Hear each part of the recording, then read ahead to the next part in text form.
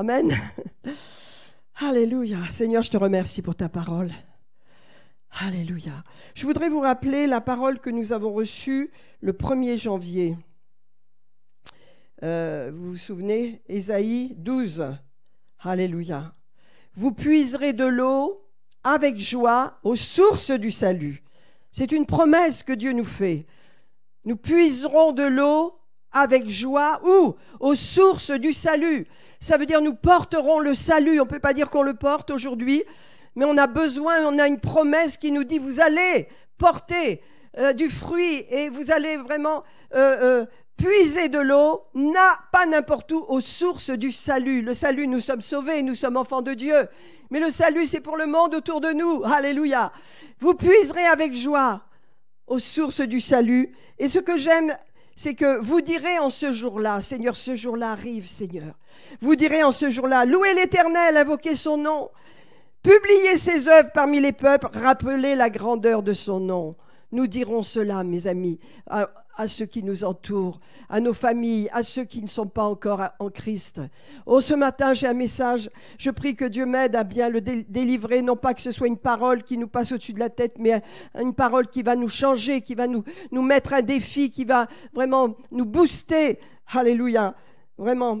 Cette parole, ce titre que j'ai ce matin, c'est « Est-ce que ton influence est suffisante pour... de ton influence dépendent tes convictions. » Allez, est-ce que tu es un homme, une femme de conviction, de façon à influencer ton monde? Voilà, exactement.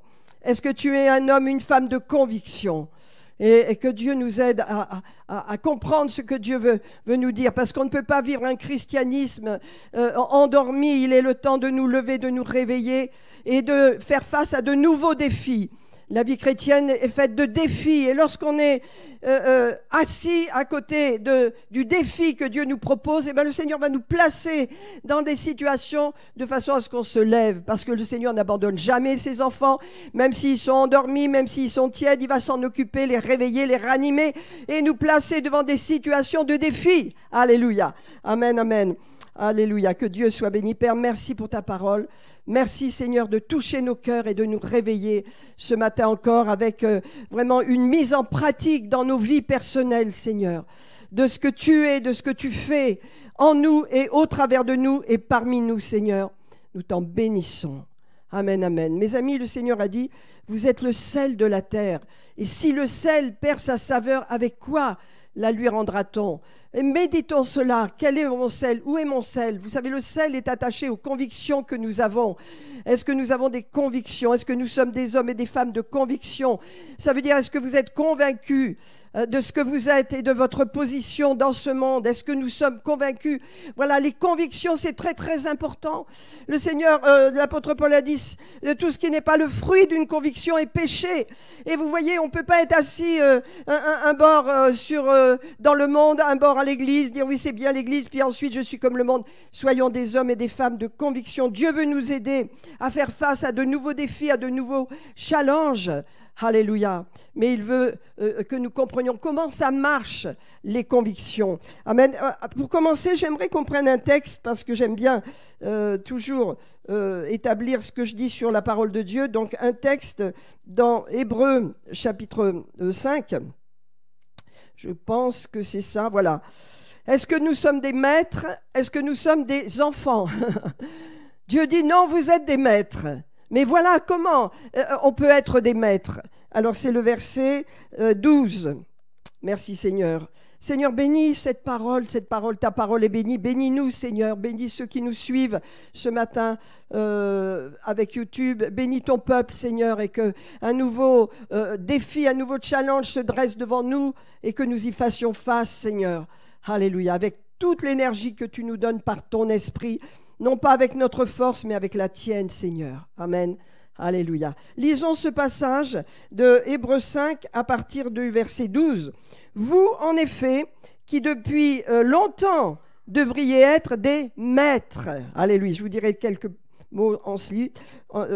Vous avez encore besoin qu'on vous enseigne les premiers rudiments des oracles de Dieu.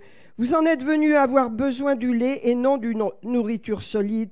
Or, quiconque en est au lait n'a pas l'expérience de la parole de Dieu, de la parole de justice, car il est un enfant. Arrêtons-nous là, mes amis, et réfléchissons, qu'est-ce que cela veut dire pour nous concrètement dans notre vie pratique? Premièrement, être un maître, qu'est-ce que c'est un maître? Alors dans le grec, j'ai été voir bien sûr, ça se dit didaskalos, kalos, c'est un professeur. C'est celui qui enseigne les choses de Dieu, qui a été enseigné, qui connaît. C'est un maître qui a été enseigné. L'enseignement pour l'enseignement, c'est pas intéressant. Mais être enseigné pour mettre en pratique, c'est cela que Dieu veut. C'est cela que Jésus a dit, la lettre tue, mais l'esprit vivifie. Il y a une onction pour être enseigné de façon à agir et agir dans notre vie pratique tous les jours. C'est pourquoi il dit, vous qui depuis longtemps devriez être des maîtres, des gens qui savaient et qui connaissaient les choses et qui influençaient votre monde, qui enseignaient les autres. Depuis longtemps, voilà, c'est le but de notre vie chrétienne. Pourquoi l'Église se réunit, pourquoi nous sommes là, c'est de façon à ce que nous devenions des maîtres, chacun pour notre part. Parce que le grand mouvement de réveil qu'il y a dans le monde, notamment en Amérique latine, c'est que le ministère est pour tous les chrétiens, le sacerdoce est pour tous les chrétiens.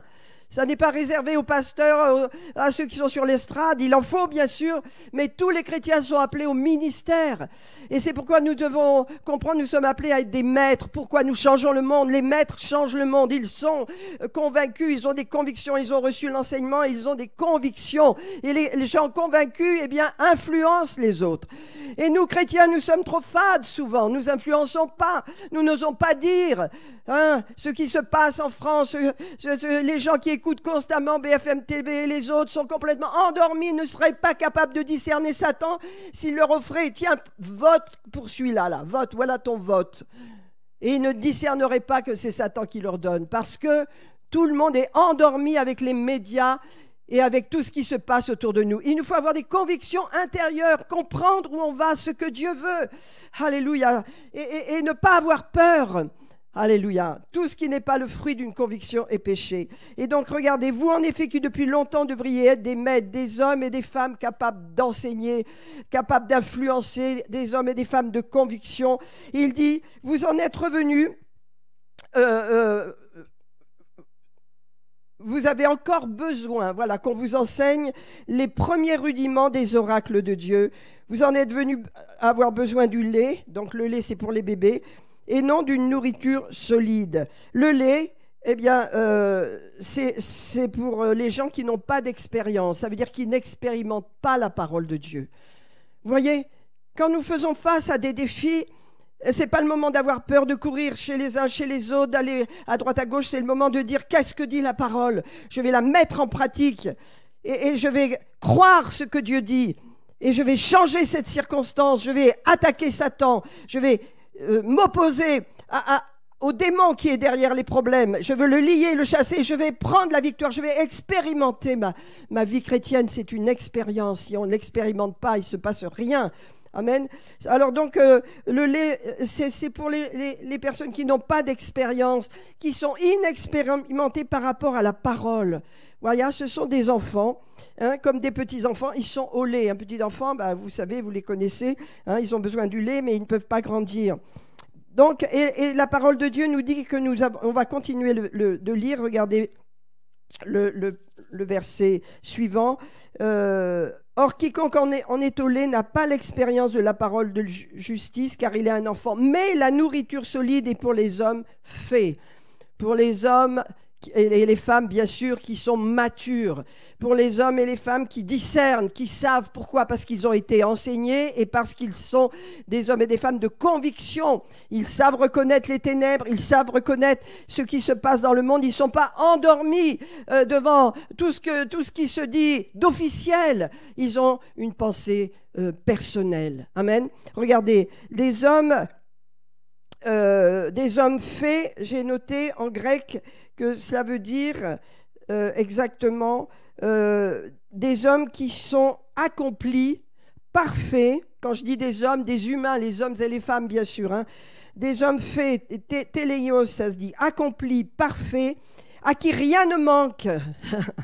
Rien ne manque.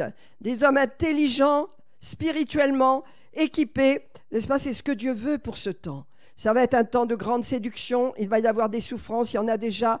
Et on ne peut pas être aveugle et dire tout va bien parce qu'on n'a pas la guerre chez nous, mais on a quelques kilomètres une guerre terrible. Le monde est en train d'être secoué. Ça va s'accentuer, mes amis. Rien ne va aller de façon plus facile. Les choses vont devenir de plus en plus dures. Nous devons être prêts, nous l'Église. Et Dieu nous encourage à être des hommes et des femmes faits qui expérimentons la parole de Dieu. Parce que si nous expérimentons la parole de Dieu, si nous expérimentons vraiment la parole de Dieu, nous ne craindrons rien, nous ne manquerons de rien. Nous avancerons, l'Église avancera même dans les ténèbres. L'Église libérera sa parole, la parole de Dieu. Il y aura des fruits parce que Dieu nous demande en tant qu'Église d'avoir des fruits. Et les fruits, ce sont les âmes.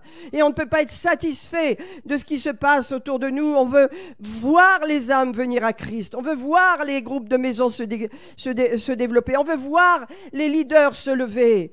On veut voir les gens prendre les choses en main, non pas venir uniquement le dimanche, et c'est bien écouter la parole, mais prendre leur place. Alléluia. Et pour cela, il faut des convictions, et pour cela, il faut être enseigné. Regardez, le lait, donc, c'est pour les inexpérimentés, mais les hommes, ce sont des hommes faits, ce sont des hommes accomplis, à qui rien ne manque, qui sont des adultes. Et on nous dit qu'ils sont capables de juger. Donc, ça veut dire qu'ils ont la faculté de comprendre les choses. C'est pourquoi je vous dis, votez aujourd'hui. Faites attention si vous n'avez pas encore voté. Il y a plein de gens qui ont dit « Oh, mais moi je vote blanc, moi je vote blanc ». Non, non, il ne faut pas. Mets-toi devant Dieu et vote, mon ami. Tu as le droit de le faire aujourd'hui, donc ça a été gagné avec beaucoup de combats. Votons, mais alléluia.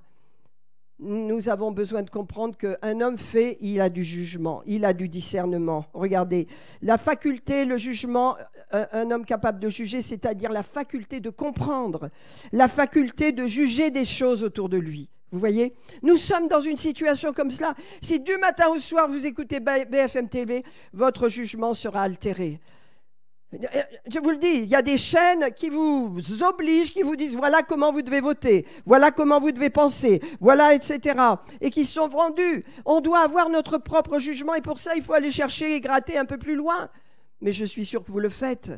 Amen. Parce qu'un chrétien, il a du sel en lui-même. Il se fait une idée par lui-même. Et il est un homme, une femme de conviction. Alors vous qui depuis longtemps devriez être des maîtres, vous avez encore besoin du lait. Mais celui qui est un homme fait, eh bien, il est capable de juger. Et regardez ce qu'il est dit là. La nourriture solide est pour les hommes faits, pour ceux dont le jugement est exercé par l'usage, à discerner ce qui est bien de ce qui est mal. Ça veut dire c'est quelqu'un qui constamment, cette personne adulte, qui constamment a pris l'habitude de discerner des choses. Il a l'habitude, son jugement est exercé. On ne peut pas être passif aujourd'hui dans cette fin des temps. On ne peut pas dire, bon, voilà, moi j'ai mon petit travail, j'ai ma petite famille, ça va bien, j'ai pas de problème. Bien sûr, la plupart des Vichysois sont comme cela, mais ce n'est pas l'image, ce n'est pas la grande image.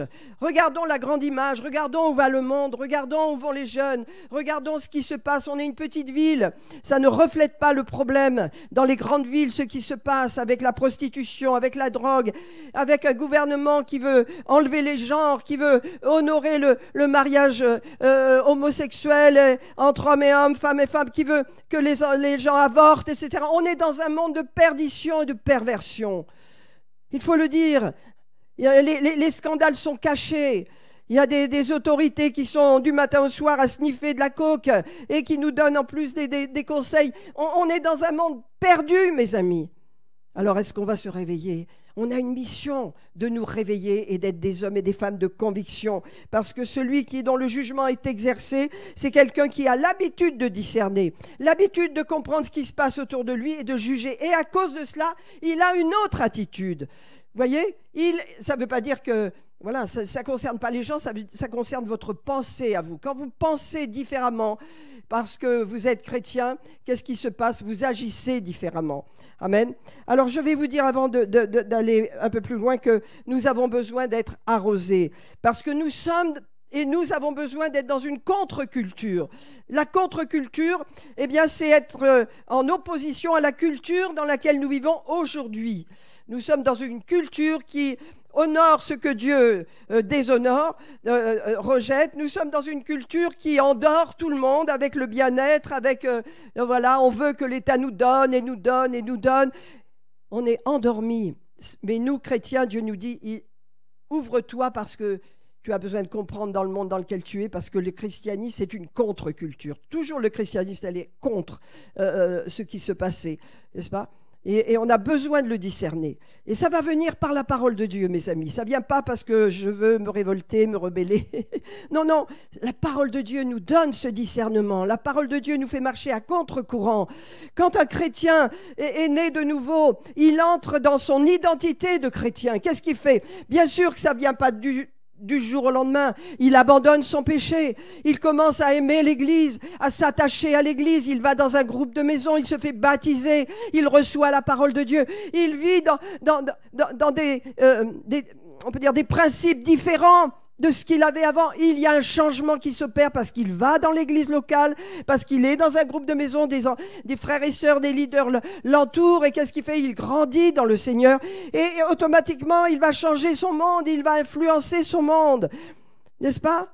Parce qu'il va être entouré de gens qui eux-mêmes ont de l'influence. Je parle des chrétiens, je ne parle pas de l'influence du monde, je parle d'être des chrétiens qui influencent. Amen. Rappelez-vous de Daniel. Daniel chapitre 1. Quand j'ai prêché sur Daniel il y a quelque temps, j'avais un chant. Je n'aime pas spécialement, excusez-moi de le dire. La Marseillaise est un chant sanguinaire, c'est notre chant national depuis la Révolution, je le respecte. Mais j'avais cette partie du chant qui dit « Aux armes, citoyens du ciel, formez vos bataillons. » Vous voyez, j'avais ça. Aux armes, je me suis réveillée un matin avec ça dans la tête, je me disais « D'accord. Aux armes, citoyens, formez vos bataillons, marchons. » Je ne dis pas la suite. Vous voyez, formons nos bataillons. Formons-nous en ordre de bataille, en ordre de marche. Et ça se passe par l'enseignement. Le fait d'être arrosé, la parole de Dieu va ranimer, va réveiller quelque chose en nous qui va être comme un sel qui va se lever. Je voudrais vous donner un exemple. Je vous dirais, de quoi sommes-nous pleins ? Vous voyez, on ne peut pas mélanger tout. J'ai pris, voilà, vous achetez un sac, hein, mesdames. Qu'est-ce qu'il y a quand vous achetez un sac ? Il est rempli, il est bourré de papier, de papier, de papier. Qu'est-ce qu'on fait ? Eh ben, on prend le papier, hein, et on le jette.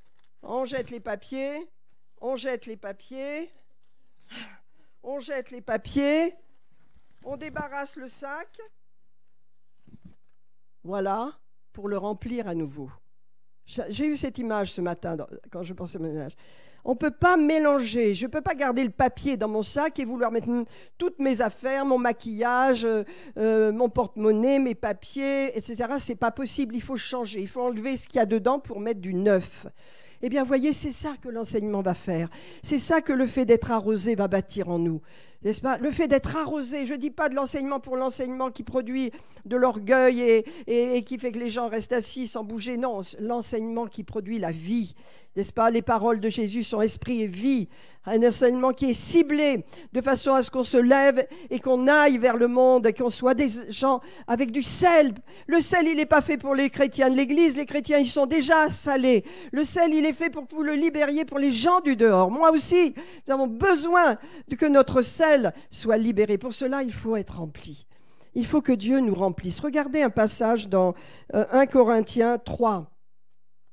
Alléluia. Nous sommes et nous avons besoin d'être des personnes matures, adultes. Alléluia. Amen. Qui discernent. Mais on peut dire, oui, je suis d'accord, et puis partir là, et puis ça y est, on a tout oublié, on ne met rien en pratique, on est comme le monde. La plupart des chrétiens n'ont pas de différence avec le monde. Leur parole est toujours insipide. Ils ne veulent pas frustrer, ils ne veulent pas gêner les gens. J'y suis passée par là, mais je me suis rendu compte que ça ne porte aucun fruit. Ne pas parler selon la vérité avec amour, eh ben ça laisse les gens aller tout droit en enfer.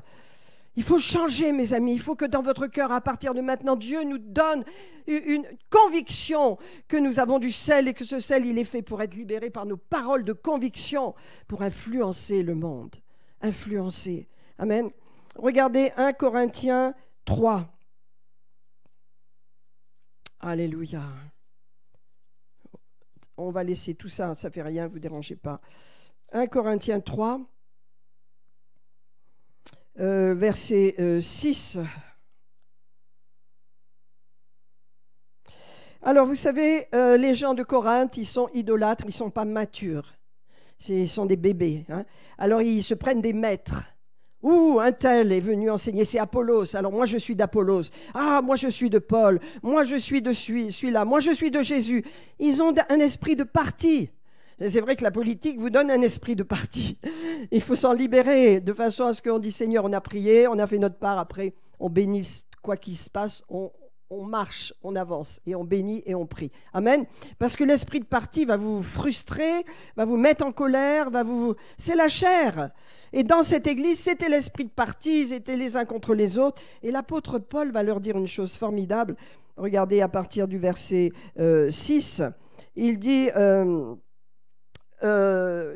qui sommes-nous donc, Apollos ou Paul, des serviteurs par le moyen desquels vous avez cru, selon que le Seigneur l'a donné à chacun. Et voilà ce qu'il dit, j'ai planté, puisque l'apôtre Paul est apôtre, il a planté l'évangile dans les cœurs. Il a planté la bonne nouvelle. À quoi ça sert l'évangile? C'est la croix de Golgotha, c'est par la croix que tu es sauvé.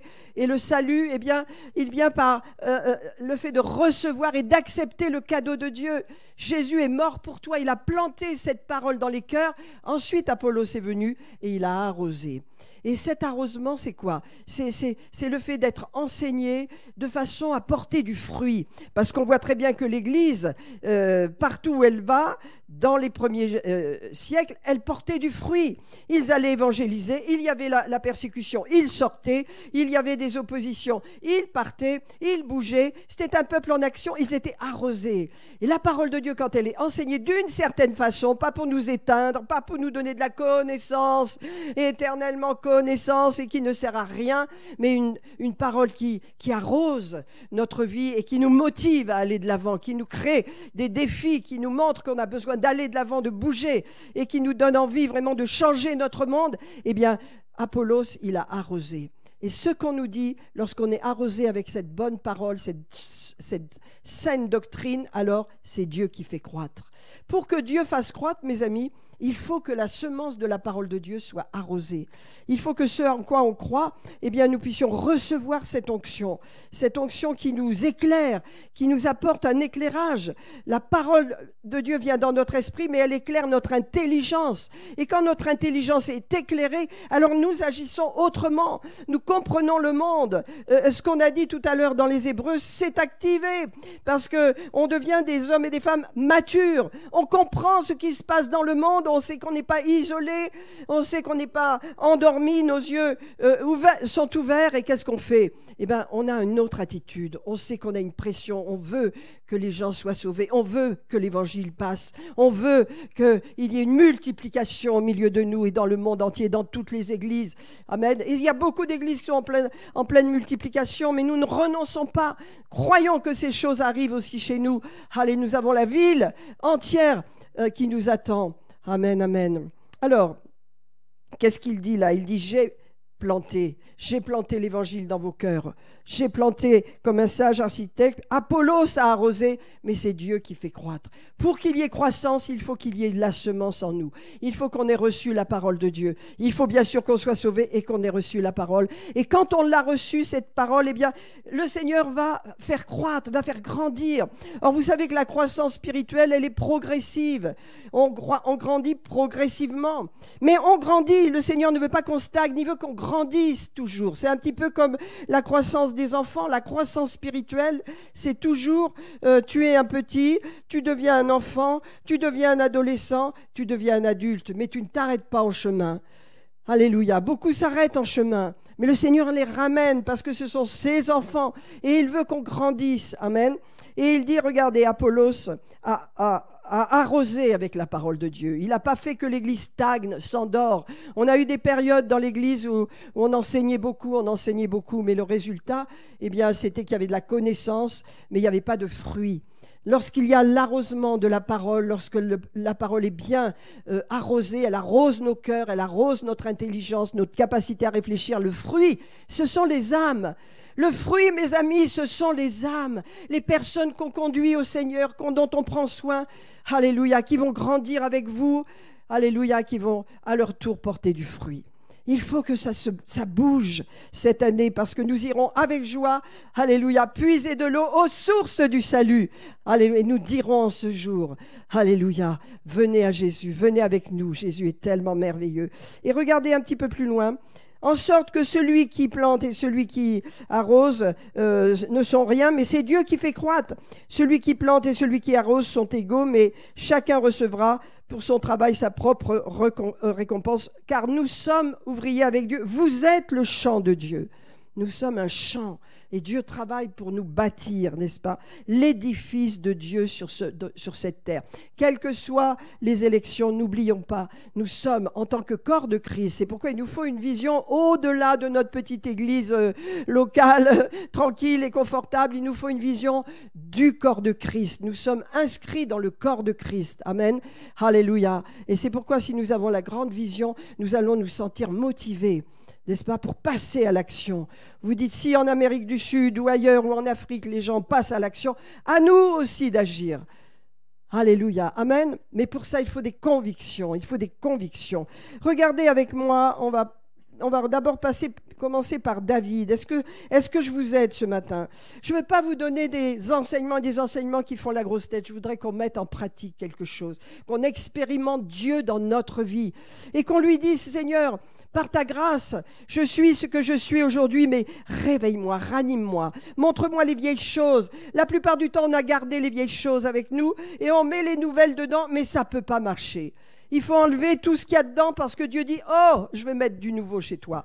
Alors abandonne les vieilles doctrines, les fausses doctrines, entre dans l'onction qu'il y a là dans ce lieu, entre dans cette dimension qu'il y a dans cette église et marche avec. Tu verras des grandes choses. Amen. Alléluia. Alors, on va prendre, je vous ai dit quoi, David, je pense, pour commencer. Où il est passé ce passage dans David. Bon, je ne sais plus où je l'ai mis. Alléluia, merci Seigneur, gloire à Dieu, gloire à Dieu. C'est pas grave, de toute façon, je connais le passage. Voilà, je l'ai oublié, c'est pas grave. Qu'est-ce qui se passe? C'est dans 1 Samuel. Qu'est-ce qui se passe? David, eh bien, voilà, 30, ça y est, je l'ai. David, il fuit Saül, ouais, qui l'honore, parce que c'est loin de l'Éternel, il est roi, il a une attitude extraordinaire et il honore Saül, donc il fuit et il se dit, il va me tuer. Donc je vais aller chez les Philistins, je vais aller chez le roi des Philistins, il va m'accueillir et le roi l'accueille. Il sait que c'est un guerrier redoutable, David, avec toute son équipe. Alors ils sont au moins 600, plus les femmes et les enfants, donc ça fait du monde. Et il lui donne une ville sur la demande de David où il peut s'installer chez les Philistins. Et voilà, il s'installe. Et puis les princes des Philistins partent en guerre contre Israël. Et ils disent, non, on ne veut pas que ce gars-là qui a tué Goliath soit avec nous. Il va se retourner contre nous, il est trop fort. Qu'il retourne là où vous lui avez donné une ville, qu'il retourne. Et David retourne. Et quand il arrive dans cette ville, à Tsiklag, catastrophe, la ville est brûlée. Toutes les personnes sont parties, tous les troupeaux voilà, tous les troupeaux sont partis, il n'y a plus rien. Tout le monde se met à pleurer parce qu'ils n'ont plus leurs femmes, ils n'ont plus leurs enfants, ils sont désespérés. Voilà, le peuple élève la voix et pleure, jusqu'à ce qu'il n'a plus de force. Tous ces guerriers, ces amis pleurent. Qu'est-ce qu'ils sont devenus? Ils nous ont tués, tout le monde, on n'a plus de vie, on n'a plus rien. Et d'un seul coup, ils se retournent contre David. Mais vous savez, c'est ça. Je cherche toujours un bouc émissaire. C'est ci, c'est ça. Et le bouc émissaire, c'est David, c'est à cause de toi. Et ils ont envie de le lapider, ils sont dans une colère. Regardez, David est un homme mature. Il est un homme qui comprend la situation et il sait une chose, il sait s'appuyer sur son Dieu. Au verset 6, il dit « Mais David reprit courage ». Vous savez, quand vous avez 600 soldats vaillants, puissants, qui ont envie de vous lapider, qui sont dans une colère, qui ont pleuré, et on n'a plus rien, où est-ce qu'il va prendre de l'aide? Il n'y a personne sur lequel il peut s'appuyer. Mais David est un homme d'expérience.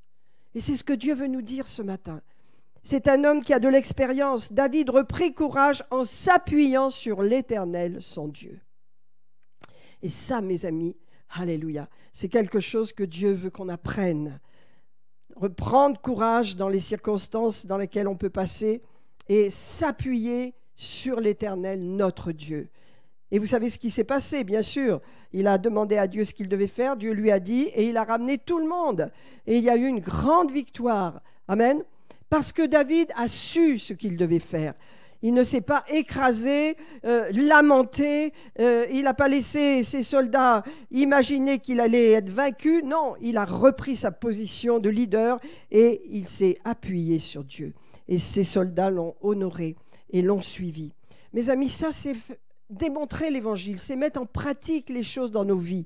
C'est comprendre que quand on est un homme, une femme de conviction, eh bien on sait ce qu'on doit faire, on appréhende les situations et on agit selon Dieu, pas selon notre incrédulité, notre doute, notre mélange, nos pensées mélangées, n'est-ce pas? Parce qu'on en a des pensées mélangées, c'est pourquoi il nous faut faire du vide, il nous faut faire du vide.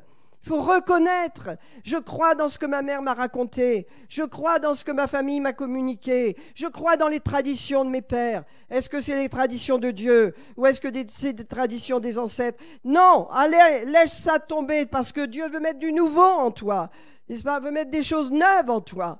Quand tu marches dans les traditions, comment est-ce que Dieu peut te réveiller, te ranimer avec ça et t'arroser avec sa parole? Amen. Alors, regardons Daniel. Parce que Daniel, c'est extraordinaire ce qu'il a été capable de faire, Daniel. Daniel, il a passé, c'est pourquoi ça nous parle, quel que soit ce qu'on va avoir comme résultat, eh bien, on peut penser à Daniel. Daniel, il a été à des positions très élevées sous différents rois, des rois païens. Les rois comme comment il s'appelle, Nabuchodonosor, après il y a eu Cyrus, après il y a eu je ne me rappelle plus de son nom, après il y a eu Darius, etc. Donc tous ces rois, lui il était là. Vous savez, il est mort, il avait plus de 91 ans je crois, mais il a passé toutes ces étapes toujours à une position très élevée, pratiquement comme un premier ministre. Il s'est adapté, pourquoi? Parce qu'il était très très fort sur son Dieu, il dépendait de son Dieu, il n'a pas changé ses habitudes, il est resté ce qu'il était. C'était un homme de conviction, c'était un homme qui ne se mélangeait pas au monde, il ne se mélangeait pas au monde païen dans lequel il était. Regardez, chapitre 1, Daniel, alléluia. Alors, on lui propose, avec tous les princes d'Israël qui sont magnifiques, sont des beaux jeunes gens, ils sont très jeunes. Malheureusement, on les a rendus eunuques et ils vont servir, ils vont être à la table du roi. Mais pour ça, il faut une préparation. Alors, le chef des eunuques les invite et leur dit, voilà, on va vous donner des mets du roi, on va vous donner le vin de la table du roi et vous allez prendre de l'épaisseur parce que vous êtes trop maigre. Et donc, quand vous serez prêts, ben, on vous présentera au roi. Et Daniel, ça ne lui a pas plu. Il sait très bien ce que sont ces mets, hein, des mets qui ne conviennent pas, où il y a des aliments interdits par sa religion. Et c'est un prince qui croit profondément en son Dieu, qui est profondément enraciné dans sa culture juive, dans sa foi juive. Donc regardez, Daniel résolut, verset 8, en son cœur de ne pas se souiller avec les mets du roi et par le vin que le roi buvait. Alléluia. Et il pria le chef des eunuques de ne pas l'obliger à se souiller.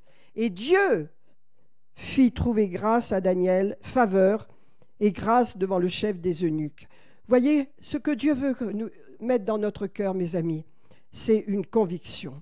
Des convictions profondes de ce que nous sommes et de ce que nous pouvons libérer autour de nous dans notre monde. Daniel avait des convictions, il a tout de suite repéré. Je vous ai parlé d'être un homme fait, un homme qui a de la sagesse, qui comprend, qui analyse les choses et qui sait tout de suite, non, si on va là-dedans, on va se corrompre.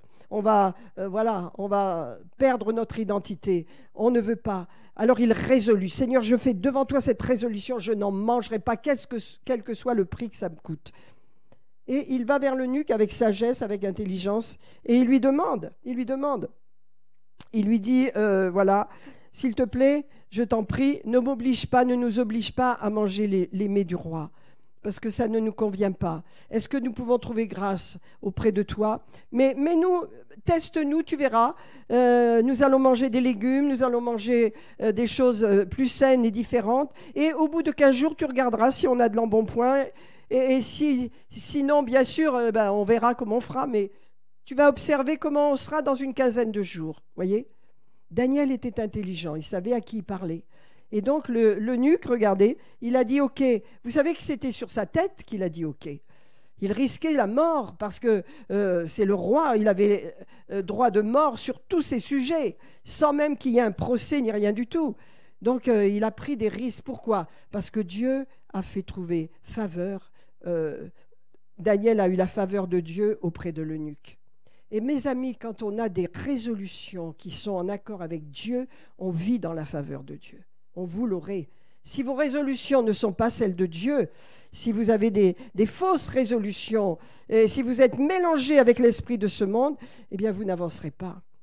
Les jeunes aujourd'hui ont besoin d'apprendre à avoir une vie pure, à reconnaître ce qui se passe dans le monde, à se séparer du péché et à ne pas aller avec n'importe qui, à ne pas entrer dans des relations avec des gens qui ne sont pas chrétiens. C'est quelque chose que la Bible nous enseigne et qu'il nous faut aussi connaître. On ne peut pas dire non, mais vas-y, marie-toi, il n'est pas chrétien, et ben marie-toi, tu veux te marier avec lui, d'accord? Non, il n'est pas chrétien, la Bible dit ne te mets pas avec un étranger, sous un joug étranger avec une personne qui est infidèle. Alors c'est la catastrophe. Peut-être ça ne se verra pas dans 2 ans, dans 3 ans, mais ce sera quand même une catastrophe au bout de 4-5 ans, quand c'est pas pire. Le mariage est tellement saint et tellement important que nous devons avertir les jeunes de ce qu'ils doivent prier et attendre de s'engager. Et lorsqu'ils ont rencontré une personne, ils doivent l'amener au Seigneur et attendre d'avoir la conviction que c'est la bonne personne. Parce que c'est une vie entière qui peut être détruite. Vous savez, il y a beaucoup d'exemples de jeunes ils partent dans le mariage et au bout de 3 ans, ils veulent divorcer. Ils divorcent. Il y a des enfants qui se promènent au milieu, il y a la catastrophe. Croyez que c'est le signe de Dieu, ça? Croyez que c'est ce que Dieu veut? Non. Alors, on n'a pas tous la connaissance, mais que dans une église, avec la connaissance qu'on a, ça doit être enseigné. Les jeunes, veillez sur vous-même, parce que Dieu a préparé des bonnes choses pour votre vie, mais l'ennemi va vous amener toutes sortes de mauvaises choses, de façon à vous endormir, pour vous corrompre et pour vous faire échouer. Vous savez qu'il y a des gens qui passent par des divorces, ils ne s'en relèvent pas. Leur vie est détruite, émotionnellement, ils sont détruits. Et alors que leur chemin commençait comme ça, eh bien, il est parti dans l'autre sens à cause des blessures et des souffrances qu'ils auraient pu éviter s'ils avaient entendu la parole de Dieu. La parole sans compromis. Amen. Les jeunes doivent vivre dans la sainteté. Je vous dis, j'étais il y a 3 semaines, invitée à prêcher. C'était dans la région de Nantes, et je vous ai dit, tous ces jeunes que je voyais avec une alliance, bon, c'était des catholiques charismatiques, et j'ai dit, ils sont mariés, etc. On me dit, non, ils sont consacrés au Seigneur jusqu'à leur mariage. Ils portent cette alliance comme signe qu'ils n'auront aucune relation sexuelle avant le mariage. Ah ben j'ai dit, chapeau. J'ai rien dit. J'ai dit, bon, d'accord, mais j'ai trouvé que c'était beau. Alors bien sûr qu'il y avait beaucoup de jeunes dans cette assemblée, mais j'ai trouvé que c'était beau que les jeunes comprennent que leur vie est tellement précieuse que lorsqu'ils font ce vœu devant le Seigneur et qu'ils disent « Seigneur, lorsque j'aurai rencontré la bonne personne, alors je pourrai m'engager dans les voies du mariage, mais avant, je me garde. » Et quand vous avez fait ce vœu, je parle aux jeunes là, eh bien, il n'y a pas beaucoup de personnes peut-être qui sont concernées ce matin, mais quand vous avez fait ce vœu, les tensions de la chair, les désirs, toutes ces choses-là, ça tombe. Parce que vous avez fait un vœu. Seigneur, je m'engage et je fais le vœu de me garder pure jusqu'à mon mariage. Et qu'est-ce qui se passe quand vous avez fait ce vœu devant Dieu? Dieu vous donne la force, par sa grâce, de tenir et de ne pas vous polluer avec les plateaux que le diable va vous servir et qui vous détruiront. Amen. Alléluia. Alors, je continue. Daniel a résolu dans son cœur de ne pas se souiller. C'est un homme de conviction. Et mes amis, quand vous avez de la conviction, quand vous êtes convaincus, vous ne vous laisserez pas détourner parce que Dieu bénit les hommes et des femmes de conviction. J'ai noté plusieurs versets en ce qui concerne la conviction, mais l'apôtre Paul dit « Tout ce qui n'est pas le fruit d'une conviction est péché ». Vous avez qu'à méditer cela. Ça veut dire que tu n'as pas de conviction sur, par exemple, le mariage des homosexuels, tu n'as pas de conviction sur les petits-enfants de 8 ans, comme il veut faire Biden. Là, il veut qu'on dise aux petits-enfants de 8 ans, tu dois choisir ton sexe.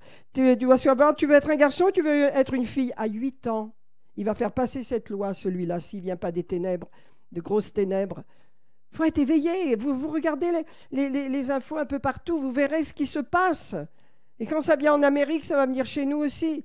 La confusion. Comment un enfant va choisir son sexe à 8 ans?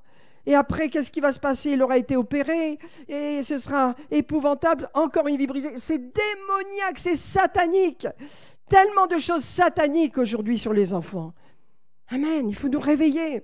C'est pourquoi l'Église, c'est l'espoir de Dieu dans un monde pourri, il faut le dire, dans un monde ténébreux. Est-ce que vous en êtes conscients, mes frères et sœurs? Je pense que plus on va être conscient de cela, plus on va parler autour de nous, plus notre parole va être remplie de sel, plus on va être éveillé à ce qui se passe. On ne peut pas accepter ce que le monde nous propose. Rappelez-vous de Noé, il a combattu, il a averti, il a dit il va y avoir un jugement qui vient. C'est la même chose. On est du temps de Noé, on est comme du temps de Noé.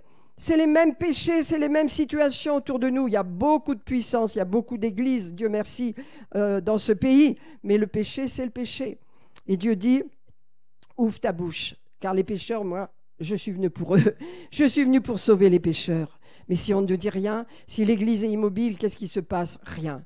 Et ça, c'est terrible. Que Dieu nous réveille, que Dieu nous ranime, que nous soyons des hommes et des femmes de conviction. Je voudrais vous dire quelques points avant de terminer, pour que nous prions. Je voudrais vous dire que l'apôtre Paul était un homme de conviction. Et il aimait Pierre, Jacques, Jean, c'était ses amis. Ils étaient des grands pasteurs de l'église de Jérusalem. Et Pierre est arrivé, je crois que c'est dans les Galates, on va le lire. Pierre est arrivé, et je ne sais plus où je l'ai mis, ça ne fait rien. Voilà. Ça fait rien.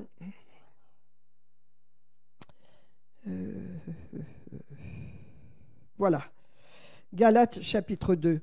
Pierre arrive et les Galates sont des païens, bien sûr. Hein. Et lui, il est juif, donc il mange avec les païens, il va dans la maison des païens. Et puis voilà qu'il y a des gens qui ont été envoyés par Jacques, les juifs de Jérusalem, chrétiens, messianiques on dira, mais chrétiens. Et tout de suite, Pierre, il se met de côté. Et il dit non, je ne vais plus manger chez vous parce que moi, je suis juif, etc. Et son attitude va avoir une influence sur les autres. Même Barnabas va être gêné. Il va faire pareil. Et regardez, l'apôtre Paul va le reprendre. Et vous savez, quand vous avez des convictions, vous êtes capable de reprendre. Non, mon fils, ça, c'est pas bon pour toi. Non, ma fille, ça, c'est pas bon pour toi. Mais si vous dites, oh voilà, fais comme le monde, allez, vis ta vie à 15 ans, à 16 ans, et des expériences, amuse-toi. Ah bon? Eh bien ça c'est grave.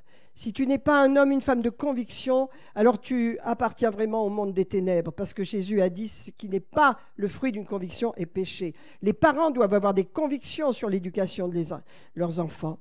Amen. Les parents doivent savoir que moi et ma maison, comme dit Josué, nous servirons l'Éternel. Et quand vos enfants servent l'Éternel, vous savez que le Seigneur va vous bénir tout spécialement parce que vous aurez rempli votre mission en tant que parents. Amen. Regardez, Galates 2, chapitre 2 avec moi. L'apôtre Paul n'avait pas froid aux yeux. Vous savez qu'aujourd'hui, on a tellement peur de froisser les gens. On a tellement peur de dire la vérité parce qu'on se dit, oh, ils vont partir, ils ne vont pas accepter. Mais moi, ça y est, j'ai terminé cela. Je veux dire la vérité, je veux prêcher la vérité. Parce que sinon, on passe à côté et il faut dire aux gens ce qui se passe. Il faut dire aux gens, voilà, c'est la parole de Dieu. Si tu ne la suis pas, c'est ton problème. Mais en tous les cas, la parole de Dieu est claire. Il y a des choses que tu ne peux pas accepter, il y a des choses, tu dois les dire, tu dois avertir tes enfants, avertir et parler dans l'amour, mais avertir. Et donc l'apôtre Pierre, l'apôtre Paul, il va le faire, et on va prendre Galates chapitre 2, juste un moment. Mais rappelez-vous d'Étienne, c'est la même chose. Étienne était tellement rempli de l'esprit que tout le monde l'a attaqué, on l'a traîné vers le Sanhédrin, on a commencé, et lui, il a commencé à parler. Et quand vous étudiez son discours, il parle bien, les gens sont contents. Oui, voilà, notre il y a eu Moïse, Abraham d'abord, Moïse, etc. Puis d'un seul coup, il change de ton. Et il leur dit, regardez ce que vos pères ont été, vous l'êtes vous-même. Et il commence à les dénoncer, leur attitude, et à les attaquer de front. Et donc, ils ne peuvent plus le supporter, ils vont le lapider à cause de ça. Mais il a parlé selon la vérité. Quand la vérité est en vous, la conviction qui est en vous va se libérer dans vos attitudes, dans vos actes. Je ne parle pas de méchanceté, de critique, je parle de parler selon la vérité. Amen.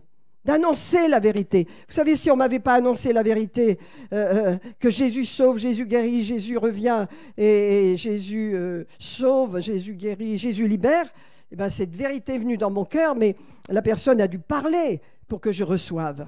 Amen. Tu ne crois pas dans la guérison, pourtant Jésus guérit. Amen. Alors, Galates. Oh mon Dieu, réveille-nous. Tous, on en a besoin. Que ce ne soit pas endormi par cet esprit du monde qui nous fait prendre, oh c'est bien, ben on comprend, qui se marie, bien sûr. Et puis on comprend que maintenant on peut avorter à je ne sais plus combien de mois de gestation. Ah bon, les pauvres femmes. Ah oui, d'accord, et le bébé, hein, qui va souffrir et agoniser. On y pense à ce meurtre. Et tout comme ça, les gens sont à l'envers. Tout est à l'envers. Réveillons-nous, mes amis. Le monde est à l'envers, mais pas nous. Nous marchons à contre-courant. Une contre-culture, la culture de Christ, la pensée de Christ. Pas la pensée du monde. Et elle nous vient par la parole de Dieu. Amen. Alors, regardez ce qui se passe là. Verset 11. Lorsque Céphas, donc Pierre vient à Antioche, je lui résistais en face parce qu'il était répréhensible. Il résistait au grand apôtre Pierre, à celui qui avait été avec Jésus, à celui que Jésus avait envoyé. Il lui résistait en face sans aucune crainte ni aucune honte. Pourquoi? Il avait des convictions, il connaissait son évangile. Amen.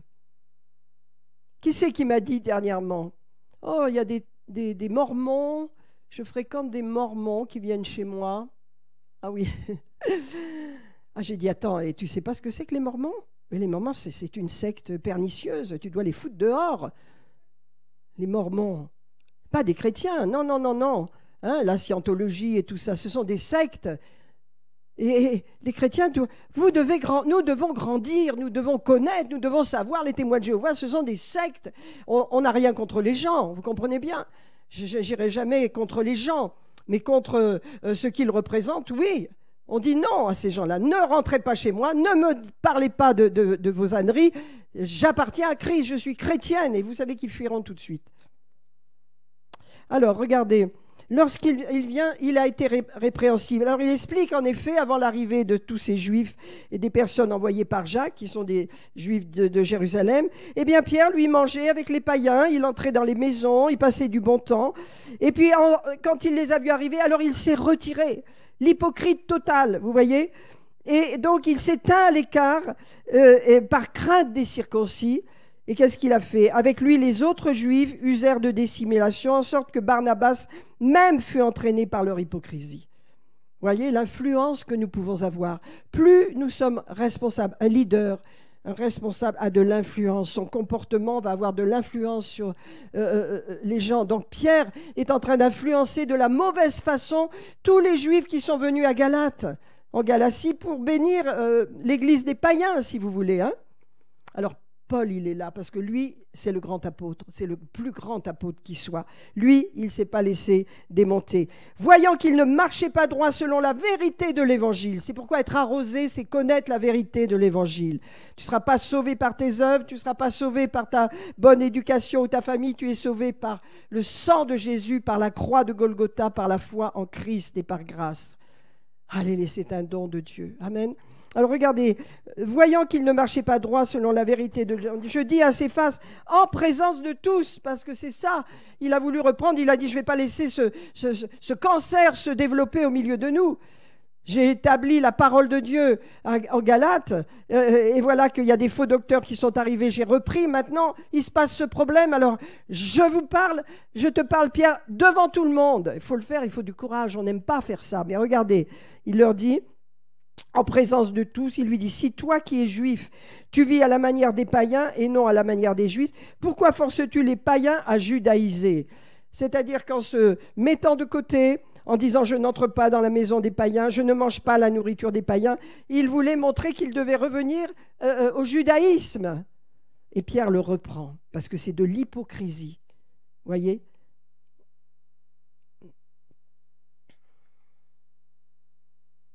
Alléluia. Il dit, car si je rebâtis les choses que j'ai détruites, je me constitue moi-même en transgresseur. L'apôtre Paul était extraordinaire. Cette acuité qu'il avait par rapport à son évangile qu'il avait reçu par l'Esprit de Dieu, par révélation. C'est pourquoi, mes amis, nous l'avons, l'évangile. Et nous avons besoin d'être arrosés pour non pas présenter aux gens une religion, une église. Bien sûr, nous appartenons à une communauté. L'église, c'est la communauté. Ecclésia, ça veut dire assemblée. Nous sommes assemblés. Mais l'église, elle a la vocation de présenter Jésus, de présenter le Seigneur et de conduire les gens dans les groupes de maison afin qu'ils puissent être édifiés, qu'ils puissent grandir et qu'ils puissent être formés, qu'ils puissent être baptisés et qu'ils puissent être arrosés. Arrosés. Amen. Par une connaissance qui est dirigée vers le salut des gens. Encore un petit moment, mes amis. Alléluia. Donc, je vous ai parlé d'Étienne. Alléluia. J'avais noté quelque chose en ce qui concerne le fait de désapprendre pour apprendre. Vous savez, de jeter toutes ces vieilles choses qu'on a emmagasinées. Vos parents vous ont dit des choses, comme moi aussi. Et petit à petit, vous savez, c'est tellement fort. Nos parents, on les a aimés et on les aime, vos parents sûrement encore. Alors, ce qu'ils nous ont dit, nous ont vraiment marqués. Et quand on marche avec la parole de Dieu, petit à petit, on se dit « Ah non, ça je rejette, ça, c'est pas de Dieu, ce que ma mère m'a dit ou mon père. Non, ça va pas. Tout le respect que je leur dois, ça, je n'y crois pas, je n'y crois pas. » Et on commence à débarrasser notre vie des vieux trucs qui sont inutiles et qui ne portent pas de fruits parce qu'à ce moment-là, Dieu peut nous donner de nouvelles choses. Amen. Et donc, vous voyez ce qu'il dit là, il dit tu es répréhensible, Pierre, et je te reprends. Il faut le faire. Un grand apôtre comme Pierre. Amen. Mais grâce à ça, eh bien, les gens n'ont pas été corrompus. Sinon, il y aurait eu une grosse confusion dans cette église. Amen. Alors, je voulais vous dire une parole vous allez être étonnés, de Saint Augustin. Je l'ai notée parce qu'elle m'a bien plu, si je la retrouve. Voilà. Saint Augustin a dit, en parlant de la vie chrétienne, il a dit une chose formidable, et ça va avec ce que je vous ai montré. Il faut se vider de tout ce dont on est plein et se remplir de tout ce dont on est vide. C'est super. Il faut se vider de tout ce dont on est plein et se remplir de tout ce dont on est vide. Et c'est ce que fait la parole de Dieu. Alléluia. Et c'est ce que fait la parole, désapprendre pour apprendre. Et c'est une belle chose, je trouve. Alléluia. Et la Bible nous dit, et je vais terminer avec ça, toute écriture est inspirée de Dieu. Elle est utile pour enseigner, pour convaincre. La parole de Dieu nous convainc. Et quand vous êtes convaincus, mes amis, vous allez influencer votre monde. Soyons des hommes et des femmes de conviction pour convaincre, pour corriger les pensées qui sont les pensées du monde. Quand vous lisez la Bible, vous êtes repris. Mais si vous ne vous mettez pas au bénéfice de la parole, si vous ne pouvez pas être enseigné, c'est-à-dire arrosé, eh bien vous gardez tout. Vous gardez tous les papiers dans le sac, plus vous en mettez un peu des choses de Dieu et ça fait du mix, mais votre vie, elle est mélangée. Elle n'a pas de puissance. Dieu veut enlever le surplus qu'on a pour nous mettre quelque chose afin que nous soyons remplis. Amen. Alors il est dit donc, je termine avec ça, toute parole est utile pour enseigner, pour convaincre et pour corriger et pour instruire dans la justice. c'est la Bible, c'est la parole de Dieu. Amen. Cette parole de Dieu, si vous ne la lisez pas tous les jours, si vous ne vous demandez pas au Saint-Esprit de vous donner ce désir, votre pensée ne sera pas renouvelée. Amen. La Bible va nous donner la pensée de Christ. Les évangiles, les épîtres, tout le Nouveau Testament, l'Ancien Testament, mais surtout le Nouveau nous donne la pensée de Christ. Et quand nous lisons l'Ancien, nous avons la révélation de Christ dans l'Ancien. Mais nous ne devons pas mettre de côté la parole de Dieu. Mes amis, nous sommes entrés dans une contre-culture. Vous allez voir, je ne sais pas ce qui va se passer aux élections, mais il se peut que, bref, eh bien, nous aurons affaire à une culture qui va être très éloignée de la nôtre. Très éloignée de la nôtre. Parce que ce qu'on a connu, ça va rien avoir avec ce qu'on va connaître. Pour cela, eh bien, il faut être dans la contre-culture de Christ. Il faut être avec nos convictions. Quand on a des convictions, vous savez, on a des fois on est déstabilisé par ce qu'on entend, par ce qu'on voit. Mais quand on replonge nos yeux sur la parole, alléluia, on redevient stable. On redevient stable. Il y a des gens ici qui n'aiment pas lire. Alléluia. Vous savez, c'est important la lecture. La lecture est très, très importante. On apprend ça quand on est enfant. À l'école, on nous apprend à lire. Parce que la lecture, ce sont des paroles, des phrases, des mots qui vont influencer notre intellect. Et nos yeux se posent sur des livres et nous lisons, ça forme notre pensée. Moi, je suis d'une génération, on lisait beaucoup. Aujourd'hui, bien sûr, il y a tous les écrans, c'est plus difficile. Mais mes amis, la Bible, vous pouvez la lire sur écran, mais vous pouvez la lire tous les jours. Moi, je la lis souvent, là, j'aime beaucoup ma Bible, hein, mais je la lis aussi là-dessus. Et quand des fois, je n'ai pas toujours le temps d'ouvrir ma Bible, je prends ça et je lis ma Bible, je lis la parole de Dieu. Amen. Nous devons aimer lire. Est-ce qu'il y a des personnes qui n'aiment pas lire? N'en ayez pas honte, le Seigneur va vous bénir ce matin. Si vous avez du mal, oui. Alors nous allons prier un miracle. Je comprends cela très bien. Je vois autour de moi beaucoup de gens qui sont de cette génération où on est tout le temps avec les écrans, et donc plus de livres.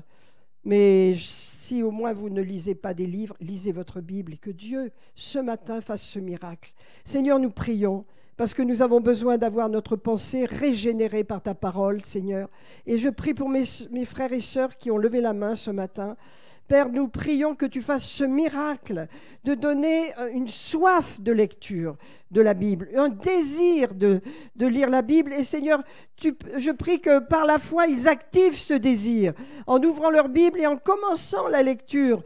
Commencez par le Nouveau Testament, commencez par ce que vous aimez, l'évangile de Jean, les épîtres de Jean, ça vous fera du bien, mais lisez, mes amis, lisez cette parole, elle vous fera du bien. Ne vous mettez pas sous des fardeaux, mais lisez un chapitre ou lisez, voilà, et faites-vous du bien. Seigneur, je brise cette situation et je libère un miracle, le désir d'aimer la parole de Dieu et qu'elle parle à vos cœurs, qu'elle parle à nos cœurs, qu'elle nous instruise, qu'elle nous reprenne, qu'elle nous éclaire, qu'elle nous convainc au nom puissant de Jésus. Amen. Amen, amen. Alléluia. Oh Seigneur, nous allons prier maintenant de façon à être des hommes et des femmes de conviction. Alléluia. Amen. Gloire à Dieu. Rappelez-vous de Daniel. Il l'a résolu en son cœur.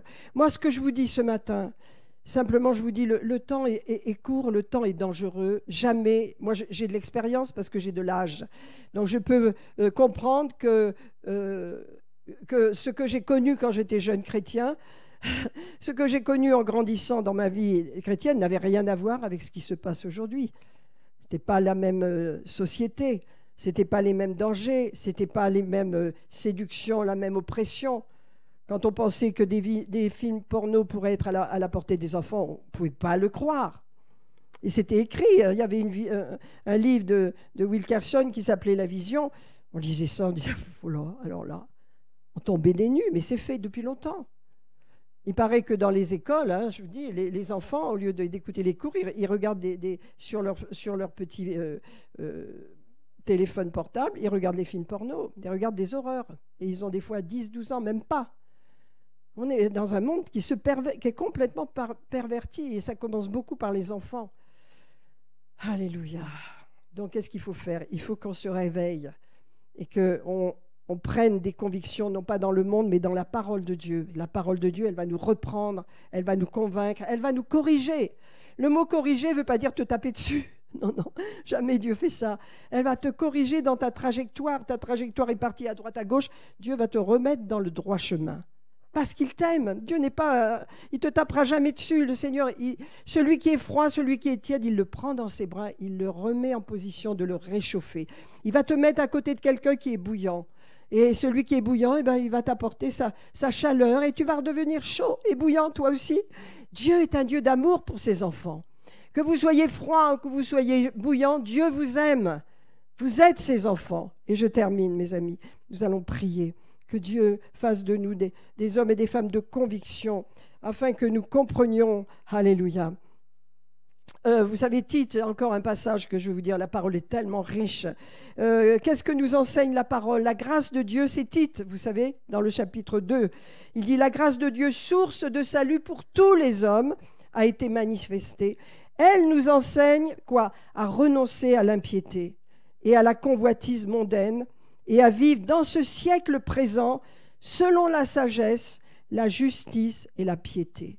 Ça, c'est là. Voilà la vie chrétienne. Tu ne vis pas dans le péché, tu ne vis pas dans le mensonge, tu ne vis pas dans le fait que tu caches qui tu es. Non, tu annonces qui tu es et tu vis dans la droiture, dans la piété. Tu reprends ta vie en main. Amen. Alors, on va prier, mes amis. On a tous besoin de ce message. Moi, la première, de façon à rester dans la saine doctrine de Christ. Amen. De ne pas être influencé par les modes et les rumeurs de ce monde, mais à rester avec la parole de Dieu. Alléluia. Afin de comprendre que Dieu n'attend qu'une chose, qu'on ait des fruits. Et les fruits, c'est les âmes. Alléluia. Vous voyez le figuier qui ne portait pas de fruits, eh bien, le Seigneur l'a maudit parce qu'il voulait dire à ses disciples, on doit porter du fruit en toute saison, n'importe quand. Il voulait qu'ils sachent qu'il faut porter du fruit, que ce figuier-là, d'accord, il ne porte pas de fruits parce que ce n'est pas la saison, mais il sèche de toute façon parce qu'il faut porter du fruit. Il voulait dire ça à ses disciples, que ce soit l'hiver, l'été, le printemps, le fruit, c'est les âmes. Et ils ont porté du fruit, ils ont beaucoup porté de fruits, la première église. Et l'église aujourd'hui dans le monde, il y a beaucoup, beaucoup de fruits dans les églises des pays qui ont des difficultés comme l'Amérique du Sud, l'Afrique. Bon, l'Amérique est dans un système aussi de belles et grandes églises, mais je crois que l'Europe est en train de se réveiller de façon spéciale. L'église, elle portera son fruit, un fruit qui lui est propre. Nous sommes européens. Nous sommes de France. Vous êtes peut-être d'autres pays, mais vous êtes en France et vous porterez du fruit là. Nous porterons du fruit ensemble là. Amen. Et un fruit qui demeure. Quel est votre fruit? Quel est mon fruit? Amenez des gens à Jésus. Amen. Leur parler, les aider, prier pour eux, leur imposer les mains, les amener dans votre groupe de maison, faire que les gens se sentent soutenus, aider, avoir un cœur de compassion pour qui que ce soit. Sans faire de tri ou de choix. Dieu a sauvé tous les hommes de la même façon. Amen. Seigneur Père, réveille-nous ce matin. Ranime-nous, que cette parole serve à être mise en pratique, Seigneur. Afin que nous devenions ensemble des hommes et des femmes de conviction pour influencer notre monde. Oh, que notre parole soit toujours assaisonnée de sel, afin que nous sachions comment nous pouvons répondre à ceux avec qui nous parlons, Seigneur. Assaisonné de grâce, Seigneur. Non pas des paroles religieuses de condamnation. Non, non, non, ça, c'est pas de Dieu. Assaisonné de grâce, Seigneur, et de sel, afin que nous sachions comment répondre à chacun. Père, tu nous as donné ton Saint-Esprit pour cela. Et je prie pour chacun de nous ce matin. Oh, Seigneur, fais de nous des hommes et des femmes de conviction. Éloigne de nous toute cette influence démoniaque qui vient du monde, qui veut pervertir notre consécration. Alléluia. Seigneur, nous chassons cela. Nous disons, Seigneur, nous voulons marcher avec ceux qui marchent avec toi et nous tourner vers les gens, nous tourner vers les hommes et les femmes qui ont besoin de toi, Seigneur. Oh, envoie-nous, Seigneur. Alléluia. Aide-nous à passer cette barrière, à faire tomber cette barrière qui nous sépare des gens. Alléluia. Merci, Seigneur Jésus. Merci, Seigneur. Seigneur, je prie que dans notre cœur se lève une puissante conviction de ce que je suis, de ce que vous êtes. Indépendamment de votre éducation, de votre pays, peut-être venez d'un autre pays, ça pas, de votre culture, ça n'a pas d'importance, nous sommes de la même famille. Il n'y a qu'une seule famille en Christ. Il n'y a qu'une seule famille. Ici, il n'y a qu'une seule famille. Nous sommes gens de la maison de Dieu, enfants de Dieu.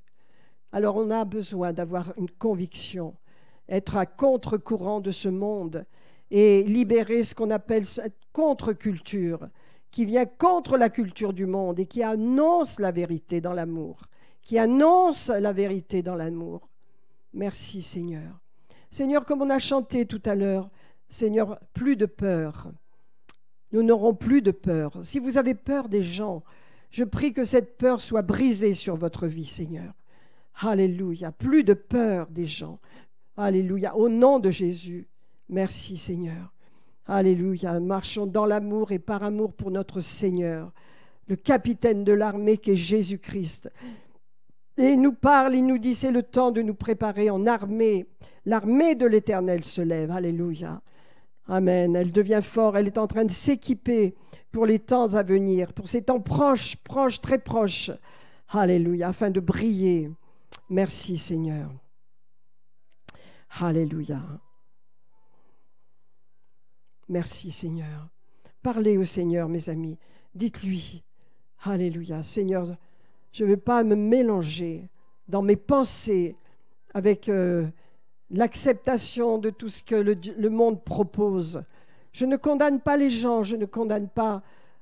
Je suis dans le monde, bien sûr, mais moi, je ne veux pas être contaminé. Moi, je ne veux pas être contaminé.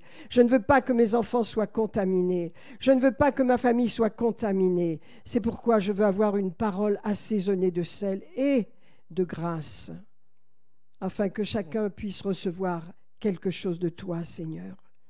Oh, fais de moi cette personne, Seigneur. Alléluia.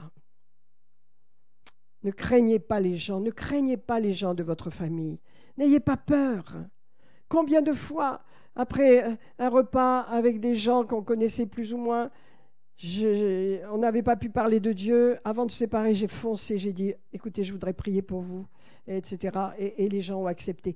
On ne peut pas quitter un repas ou quitter une situation où on a été en amitié avec des gens sans annoncer la couleur. On ne peut pas, on n'a pas le droit. On est des hommes et des femmes de conviction. Et on ne leur demande pas la permission. On leur dit les choses. Si on demande des permissions, on n'en aura pas. Hein. On leur dit les choses. Je veux prier pour vous. Laissez-moi. J'ai entendu, vous avez tel problème. Ou laisse-moi prier pour toi. Amen. Amenons nos familles à Jésus-Christ. Non pas à la religion. Non pas sortons-les du péché. Sortons-les des ténèbres. Comment on les sort? Dans la prière, avec une prière engagée, avec de l'autorité, des convictions. Vous savez, dans la plupart des familles, j'ai écrit un petit livre là-dessus, dans la plupart des familles, on accepte. On accepte parce qu'ils ont un raisonnement et on a dit, ah, d'accord, je suis d'accord avec ton raisonnement. Tu sais, moi, j'ai été élevé, ma famille, c'est comme ça, tu comprends, moi, je ne peux pas m'engager comme toi. Ah bon? D'accord. Et on a accepté, alors on les a laissés dans leur péché. Non, il ne faut pas. Il faut dire non. C'est comme ça. Jésus te sauve si tu lui donnes ta vie et si tu changes de direction. Amen. Seigneur, je bénis ton nom pour cette merveilleuse parole que tu nous as laissée et ce privilège d'être tes enfants dans un monde difficile et dangereux, Seigneur. Et je te prie, Seigneur, que tu nous donnes le meilleur dans notre pays, Seigneur. Quoi qu'il se passe, Seigneur, nous marcherons comme Daniel, Seigneur, avec des résolutions dans notre cœur. Nous ne nous corromprons pas, nous ne pactiserons pas, mais nous marcherons dans la culture de Christ, dans la culture du christianisme, de la parole de Dieu, et nous aurons des fruits, et nos fruits vont demeurer, ils nous suivront dans le ciel. Alléluia. Est-ce que vous pouvez dire amen à cela, mes frères et sœurs? Recevez de Dieu, recevez. Alléluia. Seigneur, nous libérons, je libère cette onction, ce feu